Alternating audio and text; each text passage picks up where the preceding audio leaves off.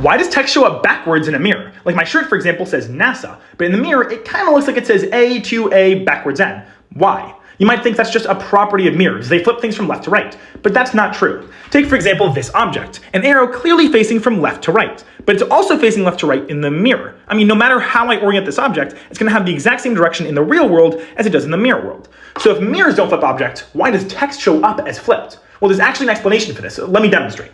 If I take this book, clearly the title is forwards, but in the mirror, it's backwards.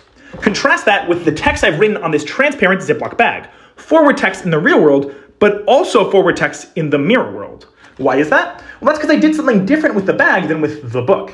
With the book, you can clearly already see the cover of the book, but in order to see it in the mirror, I have to flip it, because right now you're looking at the backside. To see the cover, I physically flip the book and thus flip the text. Compare that with the Ziploc bag. Here, you don't have to flip anything because the bag is transparent. And so if it's forward in the real world, it's also forward in the mirror world. In fact, if I wanted to, I could also flip it in the real world. Now the text is backwards in the real world, but also backwards in the mirror world. So it's actually not the mirror that's flipping anything from left to right. It's the human.